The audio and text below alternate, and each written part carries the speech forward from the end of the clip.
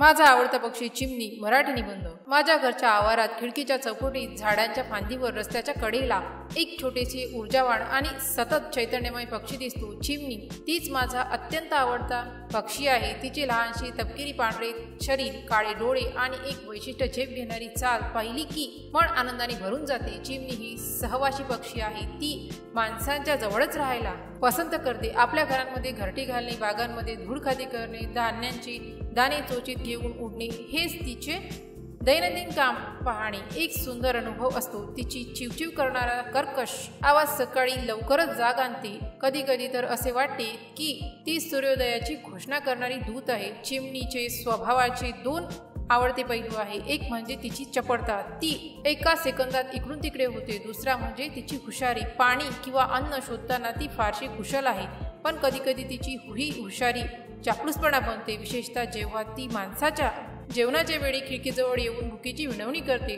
ती सामूहिकरित्या राहणारी पक्षी आहे, त्यामुळे तिच्या टोळ्या दिसणे सामान्य आहे. त्यांच्यातील बोलणी, भांडणे, खेळणे हे सर्व पाहणे मनोरंजक असते. चिमणी आपल्या मराठी संस्कृतीत आणि भाषेत खोलवर रुजलेली आहे. तिचे वर्णन अनेक लोकगीतांमध्ये, कवितांमध्ये येते. तिच्या वागणुकीवर आधारित अनेक म्हणी पाहणे मनोरंजक असते. चिमणी आपल्या मराठी संस्कृतीत आणि भाषेत खोलवर रुजलेली आहे. तिचे वर्णन अनेक लोकगीतांमध्ये, कवितांमध्ये येते. तिच्या वागणुकीवर आधारित अनेक म्हणी आणि वाक्यप्रचार रूढ झाले आहे. चिमणीची शिदुरी हा वाक्यप्रचार अगदी किरकोळ, नग्न प्रमाणात असलेल्या गोष्टींसाठी वापरतात. चिमणीच्या घरट्याची शिदुरी इमारत किती छोटी आणि बारीक असते हे यातून स्पष्ट होते. चिमणीसारखे चिवचिवणे, एखादी व्यक्ती सतत छोट्या छोट्या गोष्टींबद्दल तक्रार करीत राहणे किंवा कर्कश आवाजात बोलत राहणे यासाठी ही म्हण वापरतात. चिमणीचे डोळे एखाद्याचे अतिशय बारकाईने निरीक्षण करणारे डोळे दर्शवण्यासाठी हे वाक्यप्रचार वापरतात. चिमणीचे डोळे खूप चमकदार आणि सतर्क असतात. ती कोणतेही धान्यपात्र किती बारकाईने तपासते. चिमणी एक गोड गाणे ही एक गाजलेली मराठी बालगीत ओढ आहे.